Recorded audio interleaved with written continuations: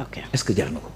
d'accord alors ñu avancé wax ci beneen actualité muy déclaration de politique générale bi premier ministre war a def parce que ku nekk ci état bi moo xam ci direction générale wala ministère yi yaa ngi doxal mais les sénégalais amaguñu tey vision globale bi nga xam ne foofu la seen coalition bi gagné nguur gi en 2024 bugg a jëmale réew mi. déclaration de politique générale moo ko war a wone mais dafa am coow lu ci amoon.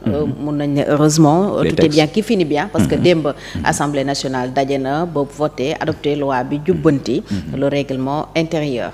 est-ce que mun nañu séentu ci le premier ministre mu dem defi DPG wam ndax coalition bi loolu la koy conseiller yéen particulièrement wala da ngeen bëgg mu xaar ba ngeen am majorité à l'Assemblée nationale. Bon, moi à ce niveau je suis quelqu'un qui aime respecter les textes. Okay. La DPG c'est tout à fait normal que le Premier ministre ait présenté, ne serait-ce pour l'Assemblée, ne serait-ce aussi pour les membres du gouvernement ñu am benn cadrage xam fu ñuy jëm. Ça c'est important. Ça sur ce plan personne n'arrive à mais l'autre côté mooy est-ce que cette assemblée ci moom lañ ko war a def wala bu bees bi. Moi à ce niveau j'ai dit on n'a pas tellement discuté au niveau de la coalition.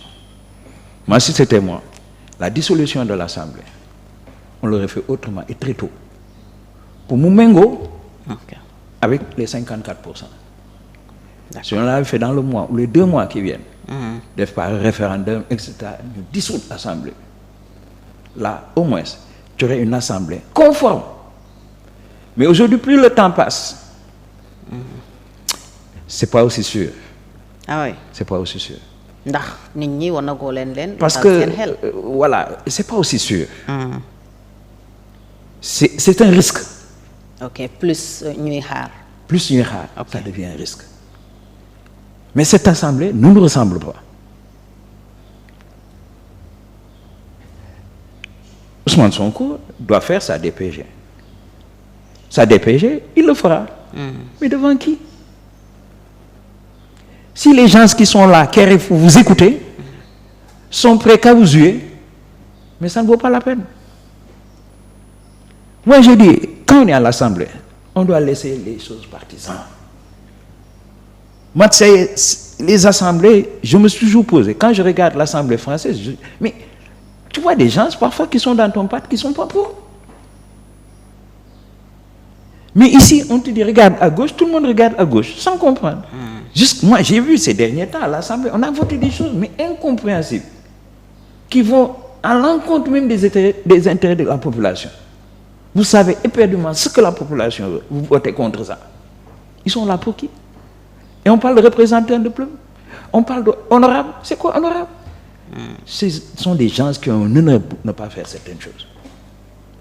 Moi, si j'étais à l'Assemblée, je n'écoute que le peuple. Je ne suis pas, comme on dit, député d'un parti ou quoi que ce soit. Je suis député du peuple. loolu mooy problème au Sénégal hein. C'est ça le problème. Député diw la député président. Mais ça, c'est le mode d'élection. Oui. Comment on choisit les représentants? Justement. Aujourd'hui, faut qu'on ait c'est ça. La réforme, ça doit passer par là. Pour qu'on ait de véritables. Moi, j'ai jamais vu une assemblée aussi bas niveau que celle qui est là. 14e législature. La 14e législature. Moi, à l'époque, je ne faisais pas de politique. Mais parfois, j'étais intéressé les débats. Il y a feu, comment il s'appelle encore, mais qui animait l'assemblée. Je crois que c'est un Fall. Moi, je l'écoutais, je l'écoutais. J'en apprenais. Je commençais à comprendre les enjeux d'une nation. Mais aujourd'hui, vous voyez toute une législature, il y a des députés qui n'ont jamais pris la parole. Mais c'est quoi ça? Ils te disent, je suis député de Macky Sall. Alors ça pose problème. lu ñëw rek ñu voté ko mu jàll. Donc, si c'est que ça, c'est une assemblée pour faire voter tout, que ça passe.